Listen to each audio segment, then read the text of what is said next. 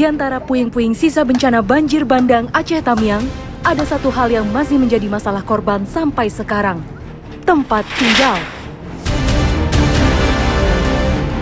Bagaimana tidak? Dari keseluruhan Kabupaten Aceh Tamiang, setidaknya ada 209 desa yang tersapu aliran lumpur sekaligus diterjang tumpukan kayu besar. Bahkan tak sedikit di antaranya hilang dari permukaan. Tim melakukan pantauan udara melalui pesawat nirawak. Nah, dari pantauan udara ini sudah terlihat, jadi batas antara Kecamatan Sekera dengan Kecamatan Bandar Pusaka itu dipisahkan oleh sungai. Nah, makanya di akses sungai itulah yang terputus gitu.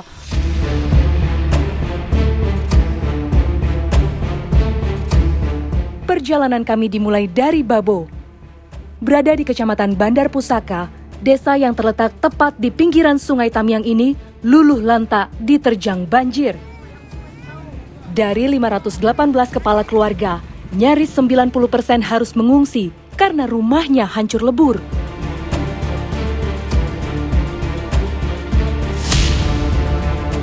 Di Simpang 3 Pajak alias Pertigaan Pasar, kami bertemu Anto.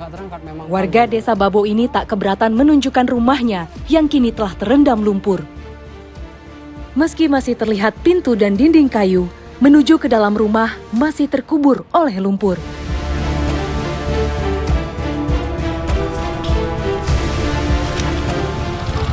Separah itu Pak ya, kondisi lumpurnya ya. Lumpurnya tuh bener-bener menancepin banget, kita tuh pas nginjek kayak terkunci gitu. Sepatu boot yang tinggi itu udah pasti ini deh terjebak di tengah lumpur ya Pak.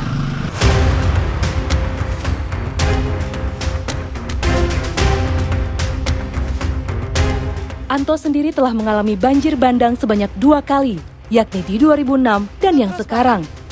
Tapi dia ingat betul, di kejadian banjir 2006 tak ada satupun rumah yang rusak berat. Sebuah hal yang berbeda dengan banjir bandang November 2025. Ketinggian banjir naik drastis mencapai 15 meter.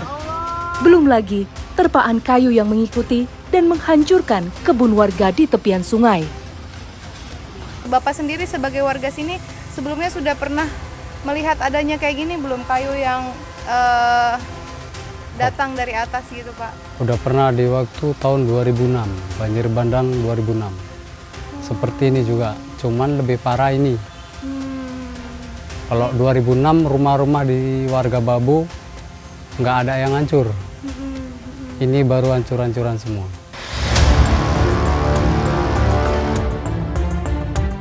Tak terhitung lagi tumpukan kayu yang tercabut sampai akarnya dan menghantam tepian desa Babo. Berhulu di Tamiang Hulu, Sungai Tamiang berbatasan langsung dengan Lesten Gayo Lues yang masuk dalam wilayah Taman Nasional Gunung Luser. Kontur sungai yang berbelok membuat sebagian kayu tak mengikuti aliran dan justru menghantam tepian desa. Ya. Dari arah mana ini datangnya? Dari arah Gunung Lesten. Mana tuh arah gunungnya? Gunung Lesten arah sana. Dari sana? Ya, Ke sini turun ke bawah? turun ke bawah. Karena ini kayu-kayu yang longsor dari gunung, itulah terjadinya bencana di sini nih, kayunya singgah di sini. Kayu-kayu ini menghantam rumah-rumah warga juga nggak sih? Rata menghantam rumah warga. Tetapi Babo tak sendirian. Berbatasan dengan Desa Rantau Bintang, Pantai Cempa, Pematang Durian, sekaligus Sekumur di Kecamatan Sekera, kawasan di aliran Sungai Tamiang ini juga tak lolos dari terjangan air bah. Yang lebih mengenaskan, tentu Desa Sekumur. Untuk mencoba meraba bagaimana perjalanan kami, tim melakukan pantauan udara melalui pesawat nirawak. Nah, dari pantauan udara ini sudah terlihat, jadi batas antara Kecamatan Sekera dengan Kecamatan Bandar Pusaka itu dipisahkan oleh sungai. Nah, makanya di akses sungai itulah yang terputus gitu.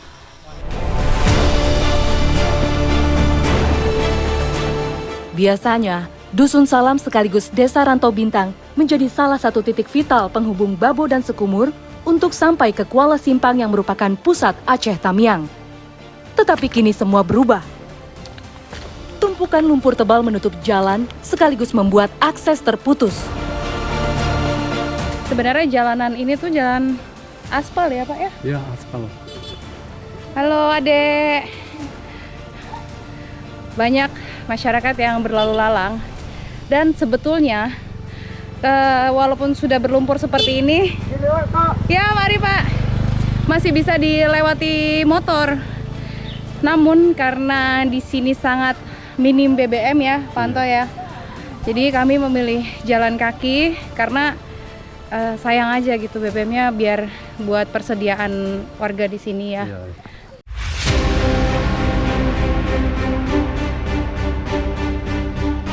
Sebelah kiri itu sebenarnya apa ya Pak? Sawah ya? Persawahannya terendam lumpur semua.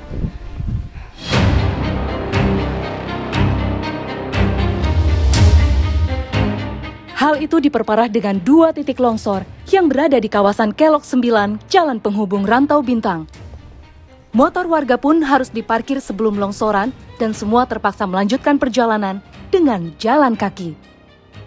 Pasalnya, longsor meninggalkan tumpukan tanah yang terbilang tinggi dan miring, sekaligus pepohonan yang benar-benar membuatnya tak bisa dilalui kendaraan.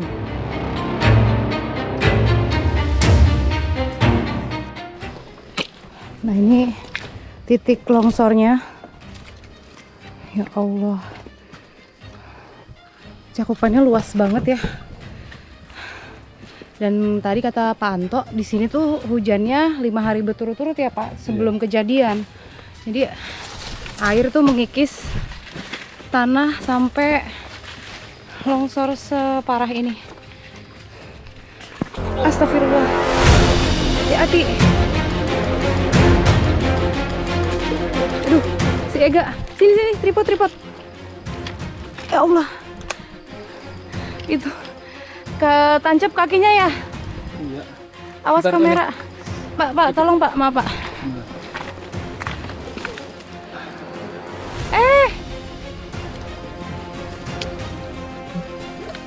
Salah pijak.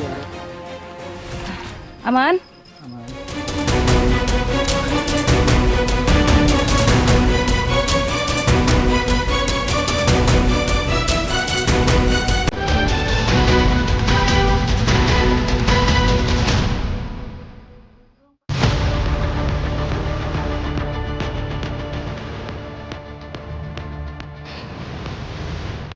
Ketika hendak melanjutkan perjalanan, pandangan kami tertuju di balik batang pepohonan di tengah longsoran. Terlihat keluarga kecil yang bertelanjang kaki, yang sepertinya juga menuju sekumur. Ternyata, keluarga Syahrul hendak mengunjungi mertuanya yang masih terjebak di pengungsian. Setelah akses ke babo terbuka, orang tua Lina, istri Syahrul, telah menunggu kedua cucunya yang tak dijumpai selama beberapa hari. Di tengah perjalanan di antara kebun warga, saya merasa kagum akan keteguhan tekad keluarga kecil ini. Bagaimana tidak, sang anak yang baru berusia 6 tahun ikut berjalan tanpa alas kaki. Akhirnya, kami sampai di tepian Sungai Tamiang. Nah, ini udah di sungai. Nyebrang ke sekumur. Nah, itu harusnya kalau kata orang sini nih termasuk ya nggak begitu deras ya. Agak surut ini. Udah agak surut.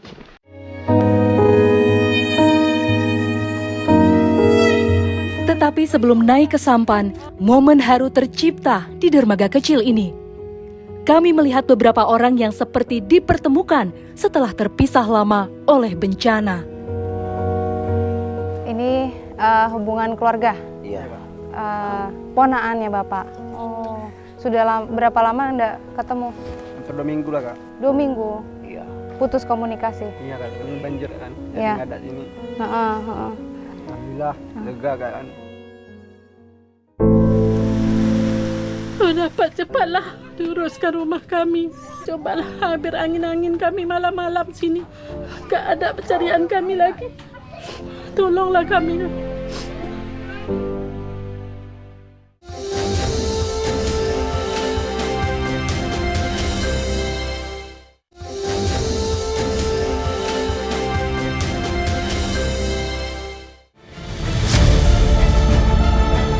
Dan arus Sungai Tamiang inilah yang menjadi pemisah kami dengan Desa Sekumur.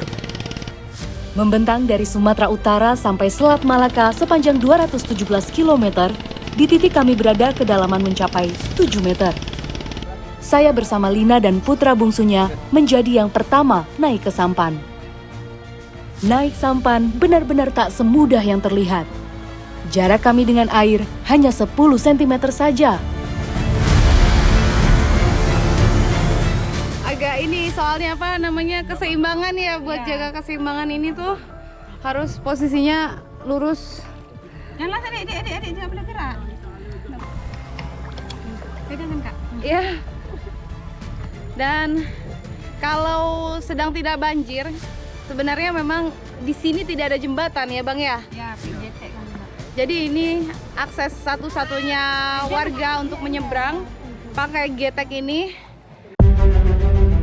Dengan daerah aliran sungai atau DAS mencapai 5.000 km persegi lebih, DAS Sungai Tamiang adalah yang terbesar di Provinsi Aceh.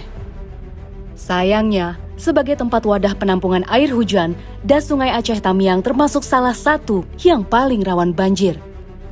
Ini kalau arusnya kencang, Ya, kalau kemarin membahayakan sekali Bang. enggak. Ini enggak deras sekali Kak. Oh iya. Abang ini udah terbiasa ini.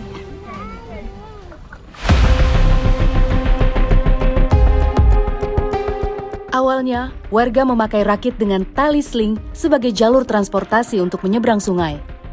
Tetapi banjir bandang memutus semua, sehingga setiap warga yang menyeberang harus menaiki sampan yang terbilang kecil dan penuh resiko.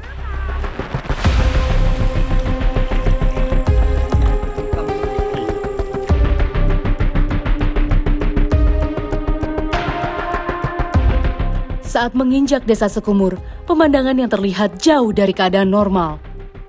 Area tepian sungai dimanfaatkan oleh warga sebagai tempat mengungsi darurat karena dekat dengan aliran air. Selain itu, inilah satu-satunya warga bisa mendapat akses bantuan yang rata-rata diantar memakai perahu. Di sini warga mendata secara mandiri semua distribusi bantuan yang disalurkan oleh berbagai relawan.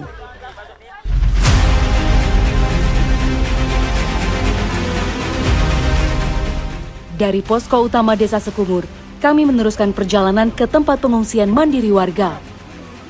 Lokasinya berada di perbukitan, tempat warga menghindari luapan banjir yang menerjang perkampungan mereka. Namun sebelum mencapai bukit, kami harus melewati timbunan kayu. Tumpukan kayu ini menjadi lintasan warga untuk ke arah posko ya Pak, di sebelah sana tadi. Ya, Ibu mau ngambil bantuan ya? Iya. Hati-hati ya. Melewati kayu ini pun bukan perkara mudah. Kaki harus pintar memijak agar tak terperosok ke bawah.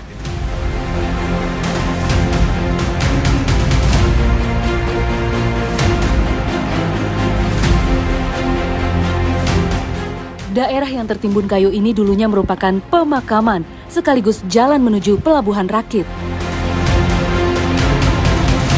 Nah ini tiba-tiba hujan turun ya Bu? Iya.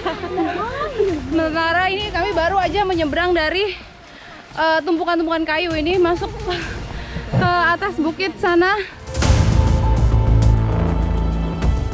Kami bergegas mencari tempat berteduh. Kami khawatir jalan bukit yang berupa tanah semakin licin dan susah untuk dilalui. Beruntung, begitu sampai di bukit yang tak terlalu tinggi, kami bisa meneduh.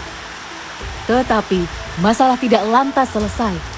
Hujan turun semakin deras. Di dalam ini bukannya semakin rendah, tapi hujannya tuh makin deras. Anginnya kencang sekali. Dan disinilah tempat tenda-tenda darurat dibangun warga ketika banjir terjadi. Beberapa tenda yang terbilang besar bisa menampung 4 keluarga sekaligus seperti yang kami tumpangi saat ini.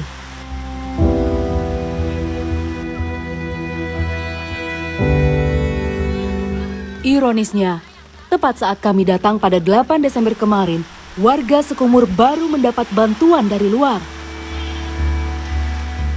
Gelap, nggak ada lampu kami. Hmm. Itulah. Pas kali ini terang bulan. Itulah. Nanti orang itu, ini pas kali banjir ini, ikan pun masih ada. Kalau dapat nggak usah lama kami di sini. Kalau dapat susah kali anak kami tengok yang sakit-sakit udah itu. Kalau dapat cepatlah diuruskan rumah kami. Cobalah biar angin-angin kami malam-malam sini. Nggak ada pencarian kami lagi. Tolonglah kami.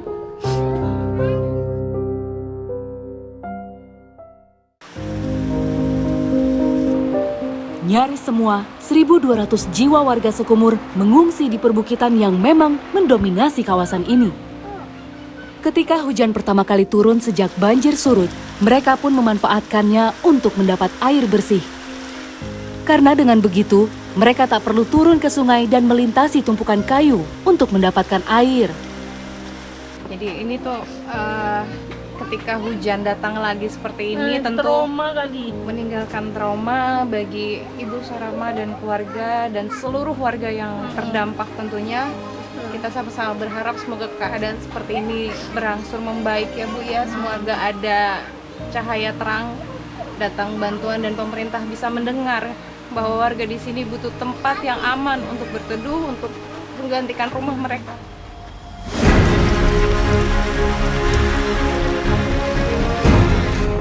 Tetapi perjalanan kami belum usai. Meski hujan masih terasa, kami belum sampai ke rumah orang tua Lina. Kondisinya sekarang udah lebih reda dari sebelumnya. Karena kalau enggak keburu gelap dan di sini kan nggak ada penerangan sama sekali. Di tiap lekukan bukit, terdapat pondok yang dibangun secara mandiri oleh warga. Meski sekilas terlihat aman, wilayah perbukitan justru berpotensi menimbulkan bahaya yang lain. Malah curam turun ke bawah nih. Di bagian sana ada lagi tanda-tanda pengungsian seperti yang tadi.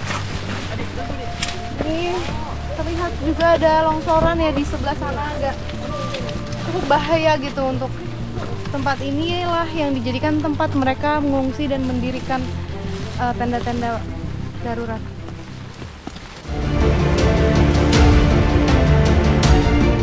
Kami akhirnya sampai di pondok kecil Nazamuddin dan Halimah, mertua dari Syahrul.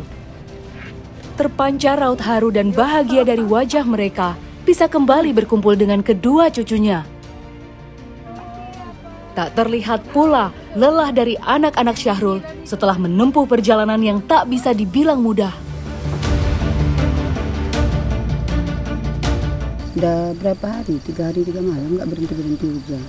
Jadi kami merasa khawatir. Jadi kami naik. Hari Rabu kami naik. Di tenda ini hanya keluarga ibu saja atau? Rame kami semalam. Oh. Rame, karena nggak ada tenda, keluarga nggak ada tenda. Jadi rame, berdirilah kami semua semalam. Berapa orang di tenda itu? Berapa keluarga? 6. 6. Terus apa yang? 19 orang kemarin.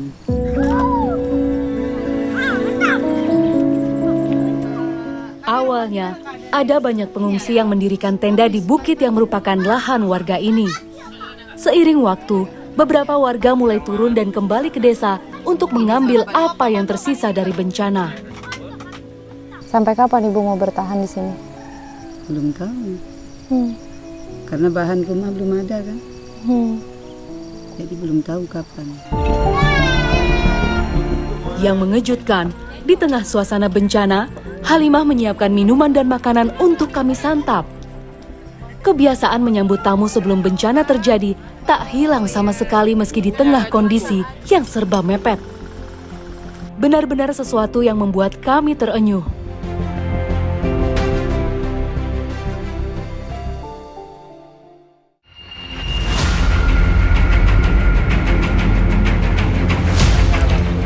Selepas beristirahat, Nazamuddin pun mengajak kami ke Sukumur.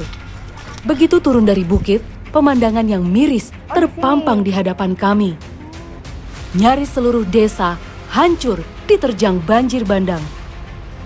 Benar-benar tak bisa dibayangkan kedahsyatan bencana yang terjadi. Ratusan rumah warga yang dulu berdiri tegak, nyaris lebur tersapu aliran lumpur. Ini dulu rumahnya Pak Nazamuddin ini. Iya, iya. Di bawah balok. Inilah dusun paling ujung di Desa Sekumur. Jadi kondisinya semua sudah tertimpa oleh batang-batang kayu besar. Semua ini rata semua. Jikapun ada rumah yang tersisa temboknya, lumpur masuk ke dalam sampai ketinggian 1 meter. Untuk kebutuhan air, warga sepertinya sudah pasrah dan mengambil air sumur yang masih terbilang keruh. Rata-rata mereka membangun pondok darurat kecil sembari bolak-balik ke rumah untuk membersihkan lumpur.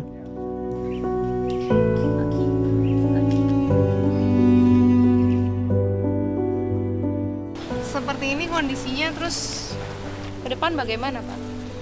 Ya harapan kami ya terutama ke pemerintah daerah barangkali ya bisa merelokasikan tempat tinggal, kemudian ya membangun rumah yang telah hilang, sejumlah rumah yang selama ini di Sekumur.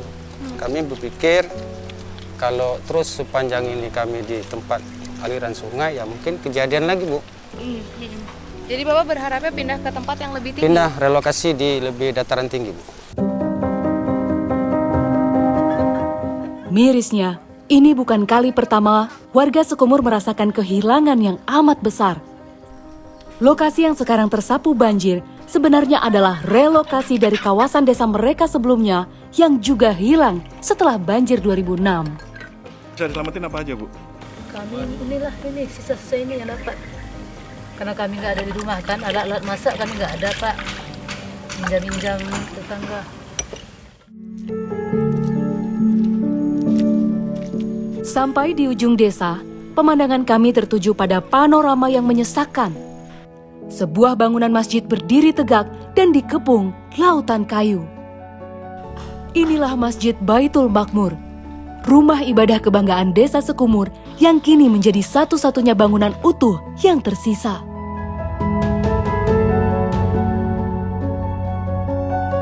Kayunya datang sekitar jam 3 malam. Jam 3 malam. Kami udah sebagian mengungsi ke bukit.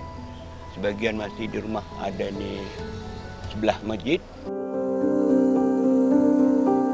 Kawasan yang sebenarnya perempatan jalan inilah dulu menjadi pusat lalu lalang warga Desa Sekumur. Jalan utama desa mengarah ke Pelabuhan Rakit, tempat mereka mengangkut hasil kebun. Kini semuanya tertimbun kayu yang tak ada satupun dari mereka tahu kapan akan tersingkirkan. Pindah yang tinggi lah. Janganlah kayak gini lagi, trauma lah kami. Sampai kapan kami kayak gini? Nanti sampai anak-anak cucu kami kayak gini aja. Bosan lah, Pak. Masih bolak-balik rumah lagi.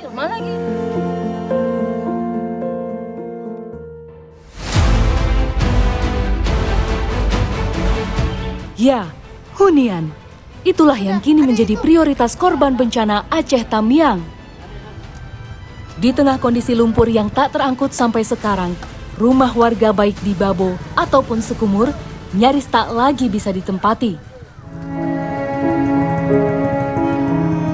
Seperti Siti Maimunah, rumah panggungnya hanyut sampai ke seberang jalan, membuat ia seorang diri harus mengambil puing ataupun kayu yang tersisa. Rencana saya mau kutip sisa puing-puing ini untuk pondok saya sementara gitu loh. Jadi mau bangun lagi tempat mengungsi lah gitu ya, Bu ya. Selama ini sebelum bangun pondok, Ibu tinggalnya di mana? Saya numpang-numpang di atas. Menjadi orang tua tunggal bagi anaknya, kehidupan seolah tak lebih ringan bagi Siti sejak berpisah dengan suami 11 tahun silam. Ibu sanggup bangun ini sendiri nanti, bangun pondok ini? Ya gimana ya, Bu? Namanya kita, mungkin bapak-bapak di sini lah mungkin bantu juga lah. Saya pengennya, Bu, ya seperti kebutuhan tempat tinggal kami yang macam tenda, macam apa. Apalagi macam saya hidup sendiri seperti ini, nggak tahu mau kemana. Jadi kalau ada kebutuhan tenda untuk kita lah di sini, kita mungkin di sini saja lah, Bu, bertahannya gitu.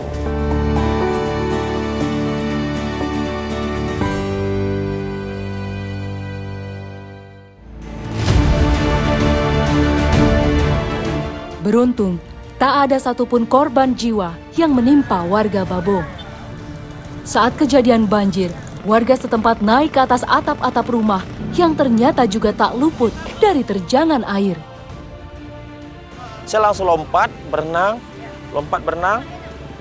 Mereka berteriak, "Pada tuh jangan!" gitu ya. Saya lompat terus, saya kejar bot supaya jangan pergi.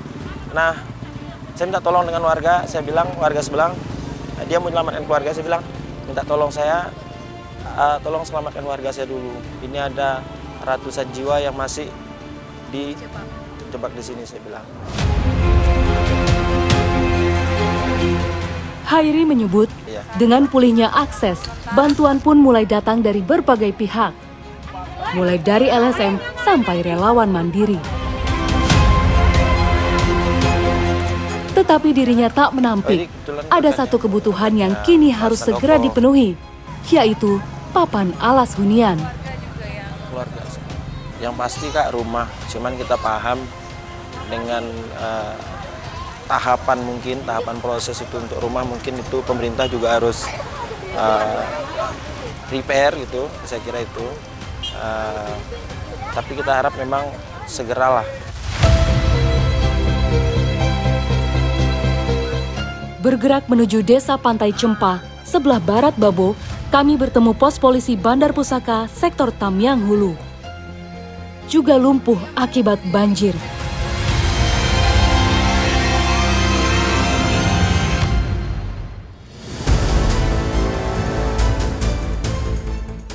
Kondisi serupa juga kami temui di desa Pantai Cempa. Tumpukan lumpur dan porak-porandanya tempat tinggal masih terlihat jelas di desa dengan sekitar 300 kepala keluarga ini. Meski akses jalan sudah bisa dilalui, lumpur tetap menjadi permasalahan bagi warga untuk kembali menata kehidupan. Kondisi rumah ibu bagaimana? Hancur Bu, hancur setengah. Habis itu atapnya ambruk. Masih banyak yang kami butuhkan Pak, Bu. Kayak misal selimut, kayak tikar untuk alas tidur anak-anak, kayak kelambu, itu yang kami perlukan.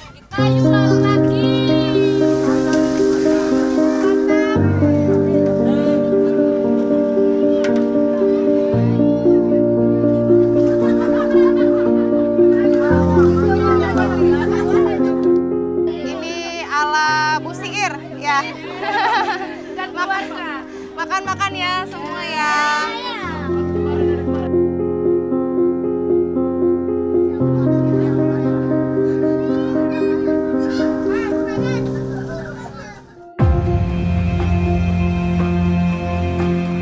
Terhitung sejak tanggal 7 Desember, warga desa Pantai Cempa telah mendapat bantuan dari para relawan. Meski begitu, Sabri selaku kepala desa menyebut, warga akan punya masalah baru setelah bencana. Kebun sawit sebagai mata pencaharian yang hilang tersapu banjir tentu rentan membuat warga tak mendapatkan penghasilan sama sekali. Harapan kami ke depannya masyarakatnya nyaman dulu, setelah nyaman masyarakat baru kalau bisa program Koperasi Desa Merah Putih itu kita jalankan.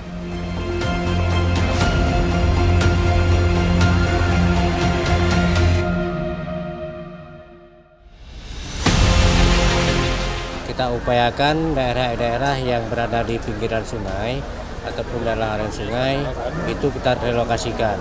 Kita akan mencari tempat yang lebih tinggi dan ketika nantinya banjir lagi tidak ada rumah yang hanyut.